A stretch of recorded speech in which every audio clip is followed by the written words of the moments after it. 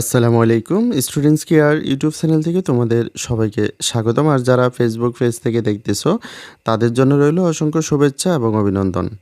এই ভিডিওতে আমি তোমাদেরকে অষ্টম শ্রেণীর বিজ্ঞান অনুশীলন বই থেকে প্রথম অধ্যায় যাযাবর পাখিদের সন্ধানে এই অধ্যায়টি থেকে নবম ও দশম সেশনের 17 থেকে 18 পৃষ্ঠায় যে প্রশ্নগুলো করা হয়েছে তা তোমরা কিভাবে সমাধান করবে তা দেখিয়ে দেব। এই সেশনের শুরুতেই বলা হয়েছে চুম্বকের ধর্ম, চুম্বক কীভাবে কাজ করে তা না হয় জানা গেল।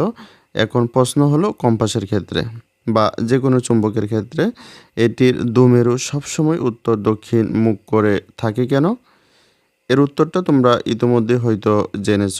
পৃথিবী একটা বিশাল চুম্বক হিসেবে কাজ করে, তাই পৃথিবীর দক্ষিণ মেরুর দিকে চুম্বকের উত্তর মেরু এবং উত্তর মেরুর দিকে চুম্বকের দক্ষিণ মেরু মুখ করে থাকে।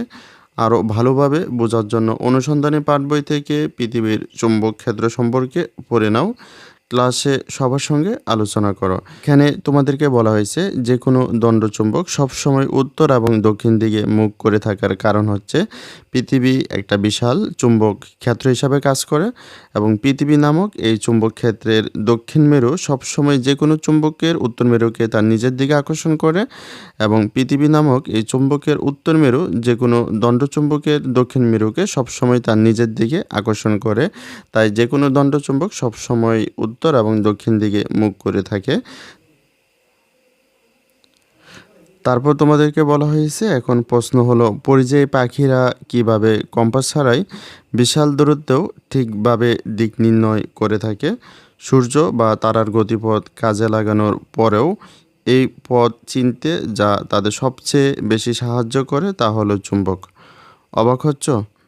যদিও এ বিষয়ে বিজ্ঞানীরা এখনও কাজ চালিয়ে যাচ্ছেন, তবে খুব সম্প্রতি গবেষণায় দেখা গেছে পরিযায়ী পাখিদের ঠোঁটের উপর ম্যাগনেটাইট নামক ক্ষুদ্র বস্তুকণা থাকে যার চুম্বক ধর্ম রয়েছে।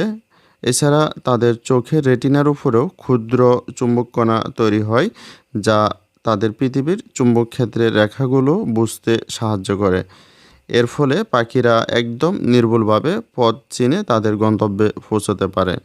তারপর তোমাদেরকে বলা হয়েছে পরিযায়ী পাখিরা আমাদের প্রকৃতির অংশ, কিন্তু আমাদের অজ্ঞতার কারণে অনেক সময় তাদের অস্তিত্ব হুমকির মুখে পড়ে।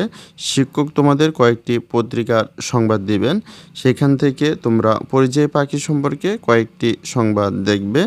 এর বাইরে তোমরা কি এরকম কোনো ঘটনা শুনেছ? শুনলে নিচে লিখে রাখো। তাহলে এখানে তোমাদেরকে বলা হয়েছে তোমরা পরিযায়ী পাখি সম্পর্কে কোনো ঘটনা শুনে থাকলে তা নিচের ফাঁকা জায়গাটিতে লিখে রাখতে হবে। তাহলে আমি তোমাদেরকে একটি নমুনা উত্তরের মাধ্যমে দেখিয়ে দিচ্ছি তোমরা এখানে এই ফাঁকা জায়গাটিতে কিভাবে উত্তরটি লিখতে পারো।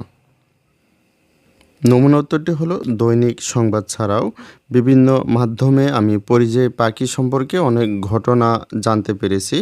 শিকারীরা কীটপতঙ্গের সঙ্গে কীটনাশক ও কারেন্ট জালের ফাঁদ পেতে পরিযায়ী পাখি শিকার করে। যেখানে পাখিদের আনাগোনা বেশি, শিকারীরা সেসব বিল ও জলাশয়ের বৃহৎ এলাকা জুড়ে জালের ফাঁদ দিয়ে ঘেরাও করে তার মাঝখানে সাউন্ড বক্সে পাখির ডাক বাজানো শুরু করে। আর ওই ডাক শুনে পাখিরা শিকারির ফাঁদে পড়তে শুরু করে। তারা এগুলো ধরে উচ্চ দামে বিক্রি করে। তারপর তোমাদেরকে বলা হয়েছে ইতিমধ্যে তোমরা প্রাকৃতিক বাস্তুতন্ত্র সম্পর্কে জেনেছ। প্রাকৃতিক ভারসাম্য রক্ষার জন্য বাস্তুতন্ত্রের প্রতিটি উপাদানের ভূমিকা রয়েছে। পরিযায়ী পাখিরা আমাদের প্রকৃতির অংশ। এরা না থাকলে আমাদের প্রাকৃতিক ভারসাম্য ঠিক থাকবে না। প্রাকৃতিক ভারসাম্য রক্ষায় পরিযায়ী পাখিদের গুরুত্বের বিষয়টি বিবেচনায় নিয়ে বাংলাদেশের বন্যপ্রাণী সংরক্ষণ ও নিরাপত্তা আইনে এদের সুরক্ষার কথা উল্লেখ করা হয়েছে। এই আইন অনুযায়ী পরিযায়ী পাখিকে আঘাত করা, দখলে রাখা, ক্রয় বিক্রয়, পরিবহন, মাংসভক্ষণ, শিকার, বিভিন্ন ধরনের ফাঁদ পেতে ধরা ইত্যাদি শাস্তিযোগ্য অপরাধ, যার সর্বোচ্চ শাস্তি হিসেবে আসামি 2 বছর কারাদণ্ড অথবা 2 লাখ টাকা অর্থদণ্ড অথবা উভয় দণ্ডে দণ্ডিত হতে পারেন। তারপর তোমাদেরকে বলা হয়েছে তোমাদের এলাকায় পরিযায়ী পাখিদের জন্য নিরাপদ আশ্রয় গড়ে তুলতে তোমরা কি করতে পারো। দলে আলোচনা করে সিদ্ধান্ত নাও। তোমাদের পরিকল্পনা নিচে লিখে রাখো। এখানে তোমাদেরকে বলা হয়েছে তোমাদের এলাকায় পরিযায়ী পাখিদের জন্য নিরাপদ আশ্রয় গড়ে তুলতে তোমরা কি করতে পারো তার একটি পরিকল্পনা নিচে লিখে রাখতে বলা হয়েছে। আমি তোমাদেরকে একটি নমুনা উত্তরের মাধ্যমে দেখিয়ে দিচ্ছি তোমরা এখানে এই ফাঁকা জায়গাটিতে কিভাবে এই প্রশ্নটির উত্তর লিখতে পারো। নমুনা উত্তরটি হলো পরিযায়ী পাখিদের নিরাপদ আশ্রয় গড়ে তুলতে নিম্নলিখিত পদক্ষেপ গ্রহণ করা যেতে পারে। পোস্টারিং করে জনসচেতনতা সৃষ্টি করা, পাখি বন্ধু ক্লাব গঠন করা যেতে পারে, অসাধু পাখি শিকারী ও ব্যবসায়ীদের শাস্তির আওতায় আনা, পরিযায়ী পাখি নিধন আইন সম্পর্কে জনসাধারণকে অবগত করা,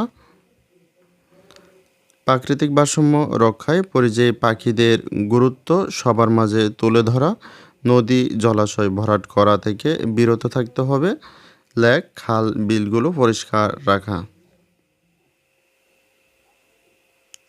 তারপর তোমাদেরকে বলা হয়েছে ক্লাসে বাকিদের সঙ্গে আলাপ করো। পরিকল্পনা বাস্তবায়নের পর নিজের অভিজ্ঞতা অন্যদের জানাতে বলো না যেন। তাহলে তোমাদের এই ভিডিওটি এ পর্যন্তই। পরবর্তী ভিডিওতে আমি তোমাদেরকে এই অধ্যায়ের পরবর্তী অংশ নিয়ে আলোচনা করব। ভিডিওটি তোমাদের কাছে ভালো লাগলে কমেন্টে জানাতে পারো এবং পরবর্তী সকল ভিডিওগুলো সবার আগে পাওয়ার জন্য চ্যানেলটিকে এখনই সাবস্ক্রাইব করে রাখো। সকলকে অসংখ্য ধন্যবাদ।